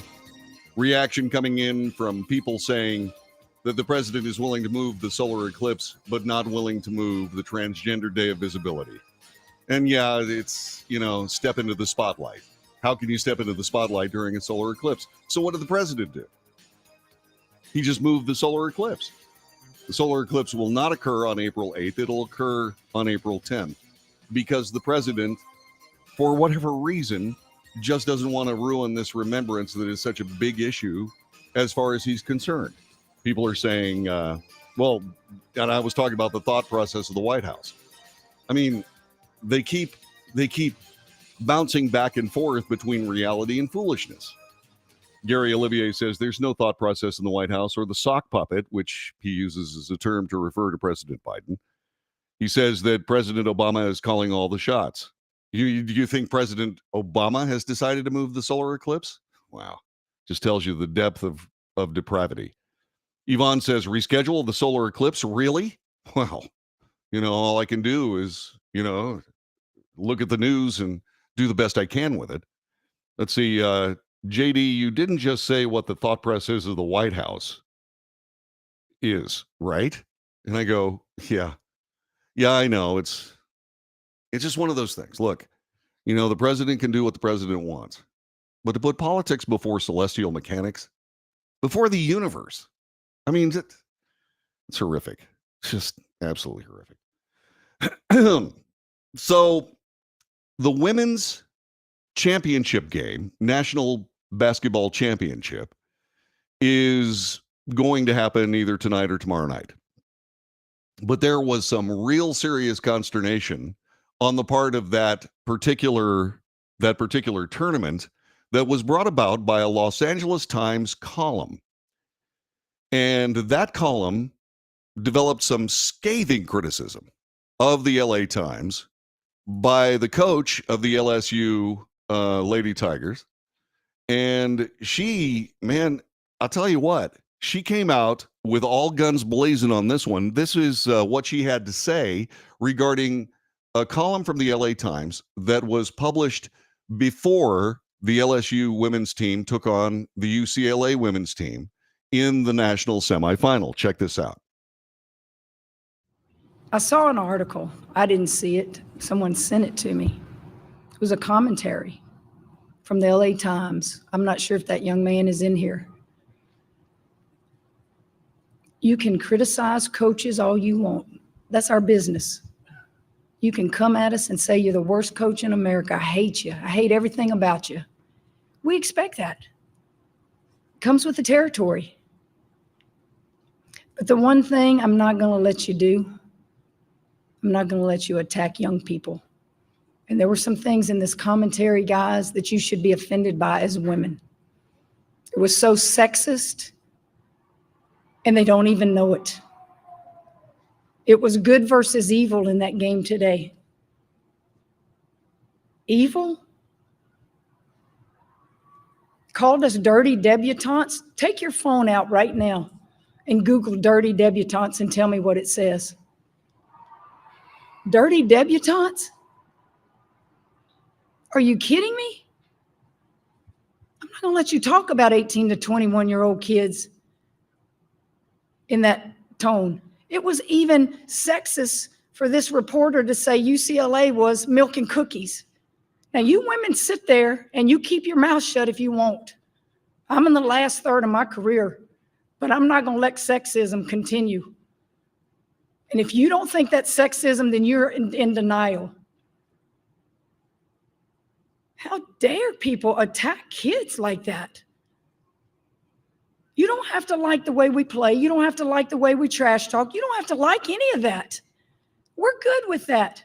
But I can't sit up here as a mother and a grandmother and a leader of young people and allow somebody to say that. Yeah, she was really upset about that column. And I guess she's got a right to be, because that was kind of a nasty slap. She talked about in this rant the sexist language, which was prevalent. And it originally called the game between UCLA a battle of good versus evil. In particular, Mulkey objected to the description of her defending NCAA champion Lady Tigers as dirty debutantes. That phrase, along with references to LSU as villains and references to UCLA as milk and cookies and American sweethearts, were removed from the column after this rant. The LA Times paid attention and decided to remove those phrases. How dare people attack kids like that? You just saw her say that. Then Sunday morning, Mulkey was informed of the updates to the column maybe an hour and a half ago. She was not expecting an apology. Personally, no one has reached out to me from the LA Times, nor do I require that. In addition, UCLA coach Corey Close apologized Saturday for sharing a link to the controversial column earlier in the day. I made a huge mistake in reposting that without reading it first. I'm very sorry for that. I would never want to promote anything that tears down a group of people in our great game. Close also apologized to Mulkey and the LSU players. I don't condone racism, sexism, or inflammatory comments aimed at individuals in our community. I hope that I have proved over time with my behaviors and choices this was an isolated mistake and not an intention of my heart. LSU guard Haley Van Lith addressed the article after the Sweet 16 game, confirming that she and the team did read it before the matchup against the Bruins. She said that she wished the team hadn't read it and defended her teammates. We do have a lot of black women on this team. We have a lot of people that are from different areas. Unfortunately, that bias does exist still today, and a lot of people are making those comments, are being racist towards my teammates. Van Lith, who is white, pointed out the difference in treatment for her whenever she trash talks versus when Angel Reese does the same thing. She added the words in the article were very sad and upsetting. I know for a fact that people see us differently because we do have a lot of black women on our team who have an attitude and like to trash talk, and people feel that way about it. At the end of the day, I'm rocking with them because they don't let that change who they are. They stay true to themselves. And so I have their back. By the way, in case you're wondering, LSU won the game 78-69 to advance to an Elite Eight matchup, which happens tonight against top-seeded Iowa. By the way, I want to thank Mugwump. The Final Four, the women's Final Four, is next weekend. Thank you. Thank you. I was confused in this article because the headline was that there would be a rematch of the national championship between Iowa and indeed the LSU Lady Tigers. Well, but thank you very much for squaring us away on that. By the way, Kim Mulkey, wasn't finished. There were issues not just with the LA Times. There were issues that indeed the Washington Post did contact some of her players for comments about the coach. And she had this to say about that, and we'll bring that to you right this minute. Players have told me that the Washington Post has contacted them and offered to let them be anonymous in a story if they'll say negative things about me. But you see, reporters who give a megaphone to a one-sided, embellished version of things aren't trying to tell the truth. They're trying to sell newspapers and feed the click machine. This is exactly why people don't trust journalists and the media anymore. It's these kinds of sleazy tactics and hatchet jobs that people are just tired of. I'm fed up, and I'm not going to let the Washington Post attack this university, this awesome team of young women I have, or me without a fight. I've hired the best defamation law firm in the country, and I will sue the Washington Post if they publish a false story about me. I don't think I'd want to mess with her. I really don't. I think that's a tough gal. And I also think that we ought to talk a little bit about that, because what we see here is we see women stepping into a role that is unfamiliar to a lot of people. As referenced in the LA Times article, the LA Times column about the dirty debutantes against Milk and Cookies, America's sweethearts. I mean, that is sexist. But is it okay? Obviously, Kim Mulkey says, no, it's not okay. And sexism, especially when it comes to a California team and the political correctness that is saturating California, you would think that the LA Times would be, okay, less tone deaf. But that's not the case. But let's talk a little bit about how how women are changing, especially in the world of women's sports. Let's talk a little bit about that. Are we ready for women to adopt the same kinds of, shall we say, flexing, bellicose rhetoric that male players have gotten away with forever? Are we ready to do that? Do we want women to be sweet and nice and milk and cookies and America's sweethearts? Or is it okay for these athletes to step out and trash talk? I'm not a big trash talk guy. I've trash talked twice in my athletic career. I have. You know, when I was a swimmer, there were an awful lot of very serious rivalries, especially the penultimate year of my career. There were 3 of us in Southern California that were just absolutely duking it out with each other for the 200 and 400 individual medley title. And and I have to say, we dreaded swimming against each other because we knew that what was going to follow was intense pain. It is easily the most difficult event in competitive swimming. And even then, I didn't spend a lot of time trash talking. I trash talked twice on a baseball field, twice, and didn't like it.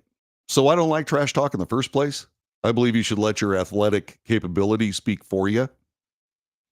Tom Brady said it best when he said, somebody asked him, you know, how come you don't talk about your amazing achievements in NFL football?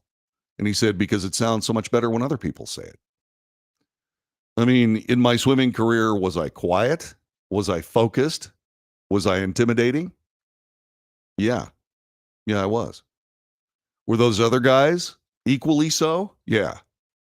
Did I let it get into my head? No. Why?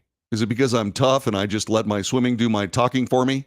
Well, that's part of it. The other part of it was I was concentrating on trying really hard not to throw up in the water at the end of the events. Because those guys pushed me farther than I'd ever been pushed before. And maybe that's the quintessential idea of serious competition. Is it okay for female athletes to trash talk? Is it okay for them to be tough? Is it okay for the people of the United States to embrace that as opposed to saying, my God, they're dirty debutantes? Yeah, I think so. I like alpha girls. I do. I absolutely do. I want people that stand for themselves. I want people to work as hard as they possibly can on any discipline whatsoever. And I want them to achieve excellence. I want them to compare that excellence with others doing the exact same thing.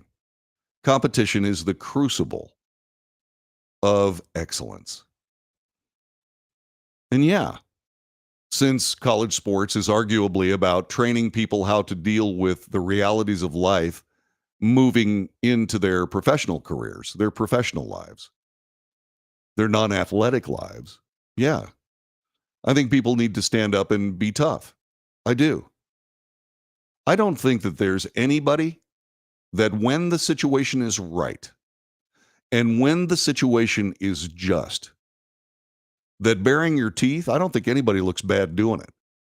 As long as they just don't do it all the time for anything. But when you're right, you're right. And when you're confronted with people that are trying to, shall we say, subdue that work, that chase towards excellence, yeah, occasionally you got to bare your teeth a little bit. And I think that's fine. But even after all these decades of the women's movement, are we still willing to see these female athletes trash talking on the courts? I sure hope so. I like it. I think it's tough. And I think that tough people do tough things.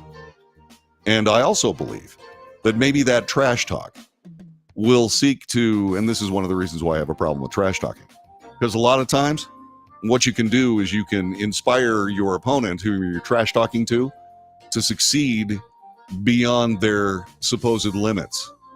And that's how you lose games. But is it good?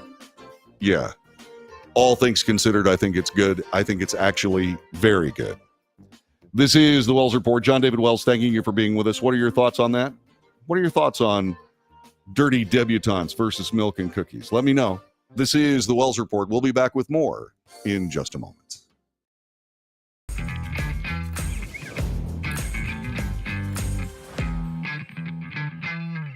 Greece is cheap. But the airfare costs a fortune. Paris? Not much closer, and again, airfare... What about Puerto Vallarta? Let's face it, flying anywhere is just too expensive. Wait, what's this? Low-cost airlines. With one call to low-cost airlines, you'll drastically slash your travel costs. We're talking insanely low airline prices to any of your favorite destinations. Where would you like to go? London, Rome, Costa Rica, Australia? Wow, that's cheap. So why wait? Call now to learn how crazy cheap it is to fly anywhere in the U.S. or international. Our prices are so low, we can't publish them. The only way to get them is to call to instantly hear the most amazing best deals on airline travel. It's that easy. So call now and start packing.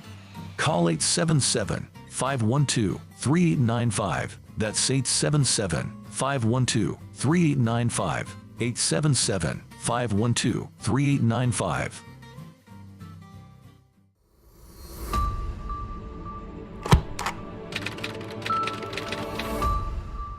How would you like to get high-speed internet for your home for less than $2 a day? That's right, for about $50 a month, you'll get lightning-fast internet. Are you paying less than $50 a month right now for your internet? Then call Whole Home Connect right now for blazing fast internet at $50 a month with no price increases, no hidden fees, no contracts, no equipment fees. It's a great deal. And guess what? You can try it for 15 days. If you don't like it, you get your money back, but you're gonna love it, and you're gonna love the price. Internet for your home for $50 a month. That's less than $2 a day. Plus, no contracts, no equipment fees, and our 15-day guarantee. Call now. Call 866-245-6155. That's 866-245-6155. Again, 866-245-6155. 866-245-6155.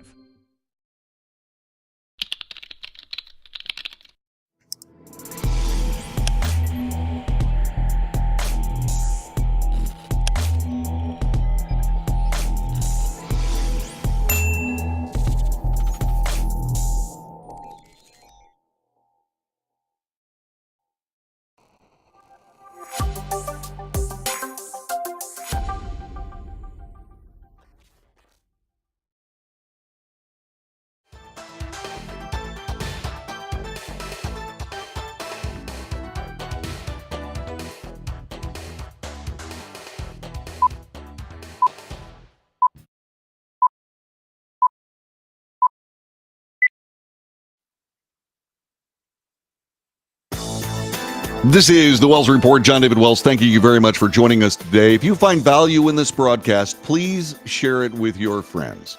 Subscribe to it. Ask your friends to subscribe. Hit the notification button so you know when we're on the air, because from time to time, even though our regular broadcast time is 9 to 11 a.m. Central, we do special reports. And so you might be interested in seeing some of those. Hit the notification buttons. Give us those thumbs ups. Those are really helpful. And if you'd like to support the broadcast financially, go to patreon.com/The Wells Report. patreon.com/The Wells Report. You can subscribe and send us a couple of bucks. That's all we need. A couple of bucks is fine. It's a monthly thing. And $2. It'll help us immeasurably, so you can do that if you'd like. Let's see. Mug says that article about the LSU Lady Tigers was not a hatchet job. In fact, most of the info was already known. A number of quotes were taken from Mulkey's autobiography. Look, you know, there are an awful lot of things called billboard material. Billboard material is part and parcel of American sports reporting. And so that's what she was reacting to. I kind of like it. I like the toughness of the coach. Kim Mulkey is tough. I like the fact that her team is tough. I like that toughness breeds excellence. And that is what I'm all about. I'm a competitor. I want somebody's best game. I want somebody's best game. And so does Ms. Mulkey, right up to the point where you start talking about her players as dirty debutantes. Really? That's a bit of a slap. Speaking of slapping, Mike Tyson, perhaps the toughest, most competitive heavyweight boxing champion of our lives. Not the greatest, but certainly the toughest, is quoted as saying, everybody has a plan going into a fight until they get hit in the face. Well, Jake Paul has a plan. He has challenged Mike Tyson to a fight. Mike Tyson is old. He's 57. But he's Mike Tyson. Jake Paul is a former YouTuber. He is someone that has taken part in mixed martial arts fights and has been tiptoeing his way into professional boxing. And so he's decided to take on Mike Tyson. I don't know that that's smart. All I can tell you is that maybe Mike Tyson can't go 12 rounds without falling on his face. But I'm pretty sure that he has the capability to make Jake Paul fall on his face with a couple of really, really good punches. If Jake Paul gets hit, he's going to hit the canvas. I don't believe you can say the same thing about Jake Paul hitting Mike Tyson and sending Mike Tyson to the canvas. It will be a fight. It's going to be somewhere in July, and Jake Paul doesn't show up to this without some kind of serious credentials. He did win a split decision against Tommy Fury. I mean, this guy can fight. With each new piece of information that comes out about the fight, however, there are opinions and predictions and so on and so on. Yeah, the most important thing is whether or not this is going to be a professional boxing match or whether it's going to be an exhibition. Will headgear be used? Will Jake's brother Logan be involved? Will it be an official match or an exhibition? Conflicting reports are coming out. The official rules and the odds for the fight between the problem child and Iron Mike Tyson are listed in this USA Today article. As of March 7th, 2024, DraftKings Sportsbook head odds makers Johnny Avello gave his prediction for odds on the Tyson-Paul bout.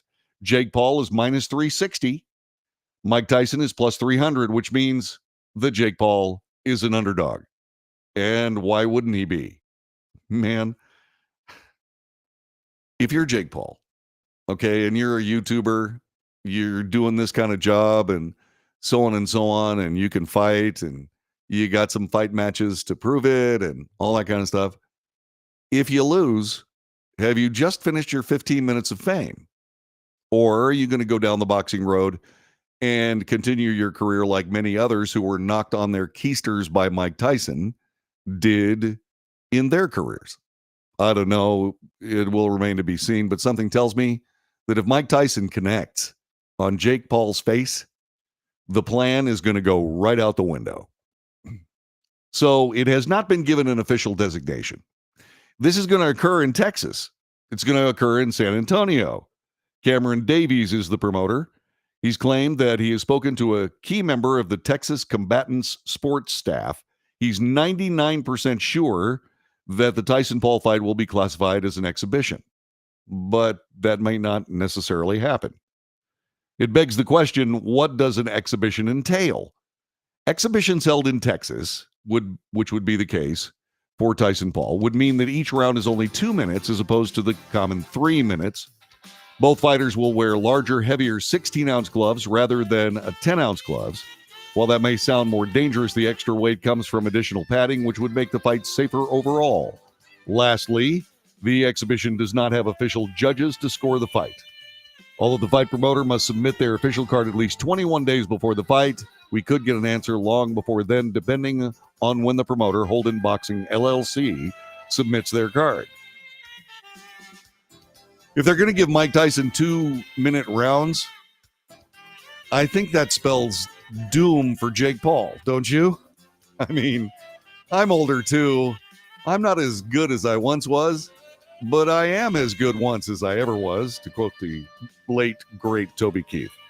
And I think that, indeed that Mike Tyson feels the same way. This is the Wells Report. Thanks for joining us. We'll see you again tomorrow. All right. So there you go. Let's see here. Okay. Let's see. Oh, yeah. Mug points out that the diatribe about the Washington Post was before it was ever published. The article was published on Saturday. Her press conference threats were during the week. Thanks, Mug. I appreciate it. Listen, when people call me on the telephone or put it in the chat room and correct something, I was looking at this. And this is how I got confused on all this. Iowa and LSU meet in the national championship rematch. I'll be honest. Do I follow women's basketball as much as I follow other sports? No. Do I follow women's basketball less than I follow men's collegiate basketball? The answer is also no, because I don't really follow either. I'm a baseball guy. It's baseball season. I'm watching baseball. Okay? So what it said is this from The Athletic. Iowa LSU meet in the national championship rematch. It's a rematch 12 months in the making, and that's why I thought that the championship game was tonight. Mug fixed it, and I appreciate it, brother. I do. Let's see. Mulkey is a bitter woman who holds grudges. Yeah. She hasn't talked to her father in 37 years. Grudge much? Yeah. She no longer communicates with her sister. Her marriage failed, according to her ex, because she put basketball before family. And she's a known homophobe. Okay. Whatever. Let's see. She turned on players who were not or did not act heterosexual. This has been known for years. She would not be put on a pedestal. She wins basketball games, so her abhorrent behavior gets a pass by too many. Okay, thanks. Hey, Mug, tell me what you think about the fight. Tell me what you think about the Jake Paul fight and Mike Tyson. Just go ahead and type it down in there. If you got time, I sure would appreciate it. Let's see what else. Let's see. Great show, JD. Have a wonderful day. Thank you, Yvonne. Thanks very much for helping out Jenny. I appreciate that too, by the way. Thank you, Jube. Thank you, Dirk. I do every day. Let's see what else. Gary Olivier, who is a boxer who has stood in the ring in New York with heavyweight champions as a sparring partner, says it's an exhibition. It's not worth watching. Remember Tyson versus Roy Jones. Yeah, that was a mistake on the part of Roy Jones. Little guys do not get hit by big guys and make it out together. I know the consequences of boxing on the human body, so I don't follow it or care about it. You know what? I get it. I wanted to be a boxing referee. I do. I still do. You know, I'm big enough to be a boxing referee. I understand the rules of boxing, Marcus de Queenberry rules, and I get all that. But in order to be a boxing referee, I'd have to referee, MWA matches. And I was really afraid that was going to be a much more dangerous sport than pro boxing. And then I started thinking about it. They were talking about 16-ounce gloves and so on being used. That means a bigger area of a punch to be hit with. Slinging around a 16-ounce glove is harder than swinging around a 10-ounce glove. Heavyweights, by the way, used to fight with 8-ounce gloves. Yow. But the thing about it is that puts more surface area on somebody's face. And let's see, you could not pay me enough to serve as a boxing referee. I wouldn't do it for the pay. I would do it because I want the fight to be fair. And, or as fair as it could be. I mean, obviously, there's going to be a boxer that shows up that is without doubt above his competition level. But what you have to do is you have to protect that person that is decidedly an underdog, and for a good reason. You got to protect that person from being hurt. And I'm good at that. I'm a lifeguard kind of guy. But let's see. So consequences of boxing on the human body. Yeah, it's tough. And we know by watching the great Muhammad Ali. Let's see. I would encourage both participants to go join baseball teams. Yeah. Yeah, I've got a story about that. The hardest hit, I've been hit really hard twice in my athletic life. Once when I was playing semi-pro football, which was a mistake, and I got hit by a teammate on a crossing pattern. I got hit so hard I don't remember the impact. The only thing I remember about the whole thing is breaking the huddle, running out to my slot back position. I was an H-back because it was too slow to be a wideout and too small to be a tight end. So I got to run all those crushing cross patterns and outlet passes and so on and so forth and getting my butt kicked. But Joe Mormon made a mistake leaving the huddle. I, on this particular pattern, was supposed to run 12 yards and he was supposed to run 8 yards and then cut towards the center. You go this way and then so you got all. And I knew that Joe, being a wideout, used to running 12 yards, was going to run 12 yards. So did I run 8 yards? No. I followed directions. And I ran 12 yards. And just as the ball was getting to my hands, I saw Joe's hands. And then I woke up on my hands and knees looking at the grass of the field, and it was in black and white. I couldn't see color for a minute. And getting back to why you would encourage people to join baseball teams. I was playing second base on it wasn't my last. On one of my men's amateur baseball teams, I was playing second base. And I was going for a grounder in the middle, forgetting that shortstops get everything they can possibly get. I know I did when I was a shortstop, but I had moved over to second base and really didn't know the position very well. So I was going after that, knowing full well that I was going to be able to gun that guy down. And we had a collision. And it absolutely obliterated my upper last molar, turned it into shards of broken glass, and it knocked me out. I actually heard the bell ring. Whang! Hit the ground. Apparently, I walked around a little bit before I actually fell down, and I didn't know anything about that. Let's see. If you're a parent and have 2 or more boys, you have a minimum of 2 pairs of 16-ounce gloves. Yes, that's true. And my sons absolutely used them. Jesus. Let's see. Collisions in baseball are intentional. They are intentional in football. Yep. Yes, and Yvonne points out the fact that obviously this created certain brain damage that is evident in every broadcast. Thank you, Yvonne. I appreciate that immensely. Yeah. So I've been hit.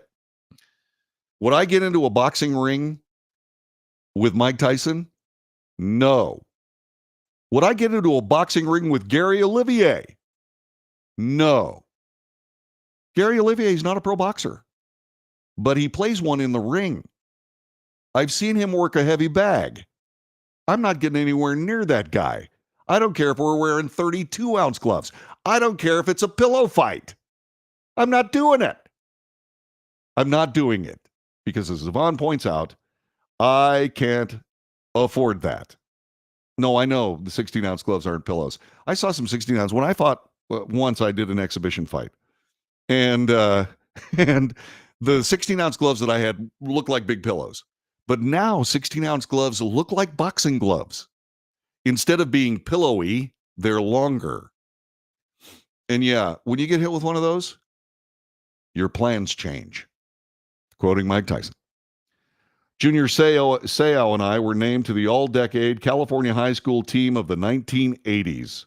I'm still alive. He is not. Nice job, Mug. Nice job. Didn't play football in high school.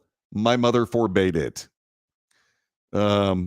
Wasn't able to play baseball in high school either because, did I say football? No, I couldn't play football. Mom wouldn't let me do it. And couldn't get a job on the high school baseball team because I moved there. The coach, Pete Garcia, had been, working with these guys forever and didn't need me, I did get a look by a Los Angeles Dodgers scout and found out that I was a thrower, not a pitcher. And so that was that. And then I didn't play baseball until I found men's amateur baseball when I was 29, but played for a long time. Yes, my mother was a smart woman. Yeah, because there was a medical problem that I had that I was not aware of.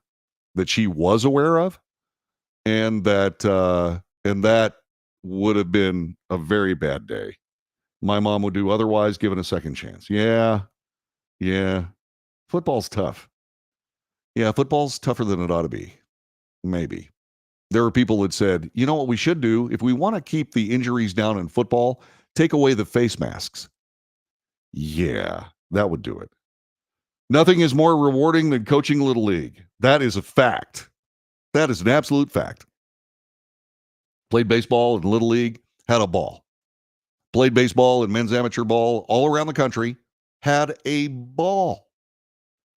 Hung up the cleats when I was 47 and started feeling sorry for myself. And then got into coaching. And that I fell in love with baseball all over again. I do. I love the game. I absolutely adore it. Yeah, it's not worth it in the long run. Playing football is not worth it in the long run. Yeah, but you do learn a lot of good things about male pecking order and toxic masculinity.